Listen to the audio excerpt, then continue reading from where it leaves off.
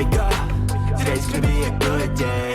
Wake up, today's gonna be a good day. Wake up, today's gonna be a good day.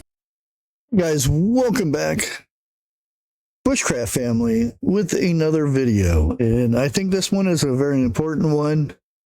It has to do with our farmlands, our land here in the United States. I think it's very, very important. Across the United States, farmland has always been independence. And I mean that in a way that we don't have to rely on other countries to feed us, so to speak.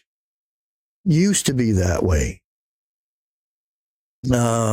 Control over your own future, a way of building a life in the country for generations. You know, some farmers go back multiple generations. And we're seeing in the last generation, it has stopped. You know, they don't want to be farmers anymore. They don't want to do what their mom and pop did and their grandpa and so forth. And we're losing that. And not only are we losing that, but in the recent years, however quiet or little that you hear about it, there has been something taking place. Foreign buyers, individual companies are buying the land. And the biggest one there is China. China has purchased farmland across several states. Much of this buying happened with little or no public attention. You know, they just come in, buy it. You don't hear nothing. No, they lace some pockets here and there. Not saying that, allegedly. You know, and boom, they have bought up all the old farms that's been in people's lives for generations, and they own it. What are they doing with it? Let's find out. The foreign ownership of American farms or a farmland, I had to put this delicately, is legal under federal law, although buyers must report their purchase according to public records from the Department of Agriculture, foreign investors, and all that kind of stuff. So Chinese linked ownership representatives of small percentage compared to some other countries, yet the concern still remains because of, you know, is the food that they're growing on these farms, is it for here in the United States, or are they feeding themselves? Is it being exported back to China? Chinese investors have purchased farmland in states such as Texas, North Carolina, Missouri, and Arkansas. In some cases, these purchases involved large agricultural operations, I mean big farms. In others, companies tied to Chinese nationals bought land near military installations, which raised serious national security questions. Why would you do that? You know, why would somebody knowingly sell their property if they live close to a military installation? Why would they sell? That's my first question, but we won't get into that. I have a lot of stuff to talk about that, but Several governors and state legislators have responded by passing or proposing, and proposing doesn't mean anything, laws to restrict foreign ownership of farmland. The debate continues, and the conversations have expanded beyond politics in homes of farmers and rural families who see this as a long-term issue affecting their livelihoods. It affects a lot more than that, believe it or not. Food security is a national security. A country that cannot feed itself becomes vulnerable during times of crisis. A lot more than that, but yeah. Americans learned this during supply chain disruptions, rising grocery prices, and shortages that appeared almost overnight.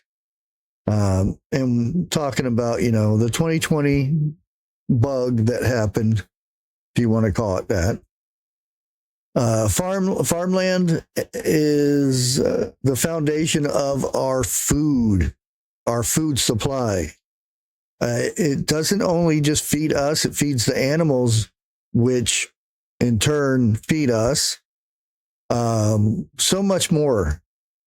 If you just look at corn feeds us, feeds animals, feeds our pets, creates fuel for our vehicles, a lot of stuff. Yeah. When foreign entities acquire agricultural land, questions naturally follow. Will the crops grown on this land, meaning the United States, will the food stay in the United States, or will it be exported? How will this affect local communities? Big way of looking at it. If, say, China comes in and owns 20% of the land. Hey, stop. Cat fight. Always when I'm recording, never any other time. Anyways, what if they come in and buy up some farmland, and they're growing crops left and right, and they're sending it back to China. They're sending it back to their people to feed their people. Not saying there's anything wrong with their land or anything like that, but there's reasonings behind it. I've talked about this before. Corn. China owns 68% of the corn stock that is put back. 68% of the world's corn. Majority of that comes from here, United States. Makes you wonder, doesn't it? Now the biggest one debate is Chinese link agriculture projects located near U.S. military facilities. In 2022, a Chinese-owned company, Fengfing Group, whatever, purchased land in Grand Forks, North Dakota, with plans to build a large corn milling plant. The site, located just miles from Grand Forks Air Force Base, home to sensitive drone and satellite operations. What began as a local development project quickly escalated into national security concerns. Air Force officials later stated that the location posed a significant threat due to the base's missions and capacities or capabilities. The project was unlimitedly halted after federal review and intense public scrutiny. Similar concerns have surfaced in other states where foreign-linked farmland purchased acquired near military installations or critical infrastructures. Lawmakers from both parties have questioned whether the proximity to strategic I need something to drink, sites could enable surveillance, data collection, or influence overall local infrastructure. There's a lot more that we could say about this, but even when no wrongdoing is proven, the mere possibility shifts the conversation, and it should. It really should. Imagine if we went over to Russia and bought farmland next to their missile silos or something like that, an Air Force base or something. That farmland would be wiped off the earth, not meaning bombs or anything, but it wouldn't be there anymore. The people wouldn't be there anymore. You get the gist. But let's look at this in another way. The impact on American farmers. Family farmers already face rising costs for fuel, fertilizer, equipment, labor, land prices, don't mention taxes, have climbed sharply in many, many regions, making it harder for young farmers to enter the field and expand their operations. When foreign buyers enter the market with deep, deep pockets, competition increases, and so does the price. And it goes higher and higher. Local farmers often struggle to compete with large investment groups that view farmland as a long-term assessment. When land shifts from family ownership to corporation or foreign control, rural communities can change. Profits may flow out of the region instead of staying in your local stores and your local departments and all that stuff. It goes somewhere else. Decisions may be made in boardrooms far removed from soil itself, meaning a lot of times people have open pockets and they will pass stuff that they shouldn't, allegedly.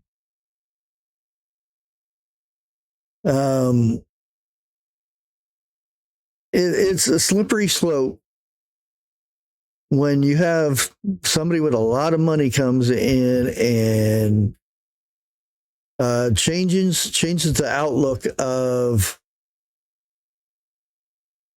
the county's representatives or the state's representatives, and pretty much purchasing votes to go their way.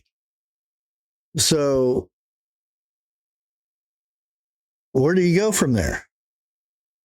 And nowadays, say there's a small farmer and then there's a corporate farmer next to him. Could be a Chinese one, could be Russian, could be, multiple countries involved in it. But you grow corn and they grow corn. their corn's going to go somewhere else. It's going to go to another country or something. Hard to say. But they have a special seed. Now, the pollination of corn can blow from one farm to another, and then they get lawyers and they say, "Hey, you guys are growing our seed. We didn't give you permission to do this."